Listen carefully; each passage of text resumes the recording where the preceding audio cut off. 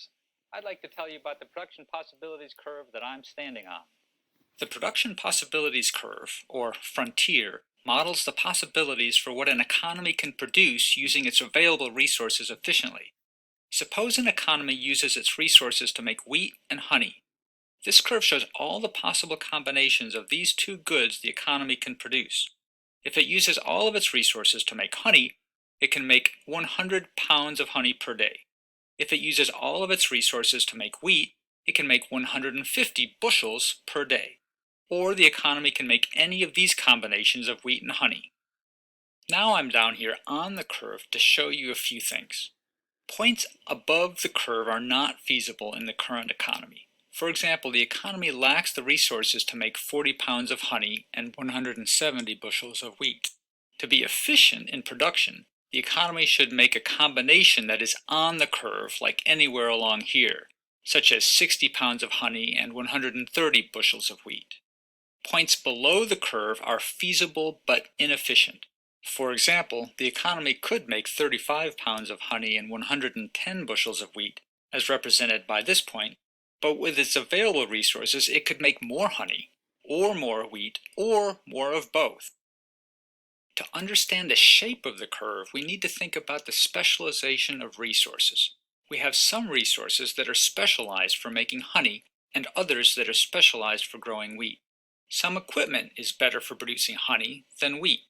Land can be better for honey or wheat production depending on the soil, climate, elevation, and topography. And some workers are better for producing honey or wheat. Now let's talk about the slope of this curve. Recall that slope is rise over run, and when the run is an increase in honey production by 1 pound, the rise is the change in wheat production, which in this case is negative 0.5 bushels. We use the term opportunity cost to describe what is given up to get something. The slope of this production possibilities curve indicates the opportunity cost of making more honey. When the slope is negative 1/2, that means that we lose 1/2 bushel of wheat for another pound of honey. So the opportunity cost of that honey is 1/2 bushel of wheat. But why does the opportunity cost increase as we produce more and more honey?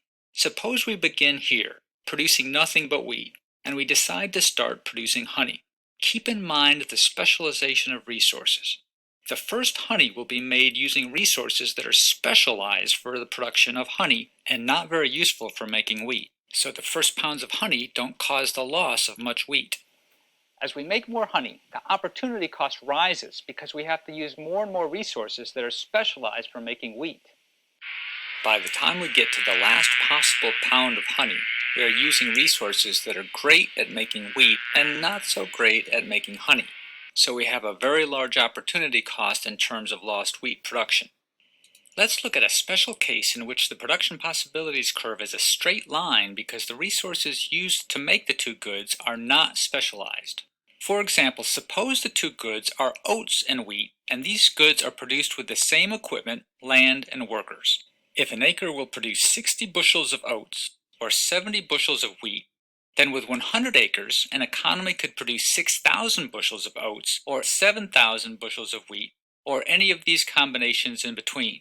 Each acre devoted to oats has the opportunity cost of 70 bushels of wheat. The slope doesn't change because with no specialization of resources, there is no change in the trade-off between oats and wheat. When resources are specialized, we describe the shape of the production possibilities curve as concave to the origin, or bowed out.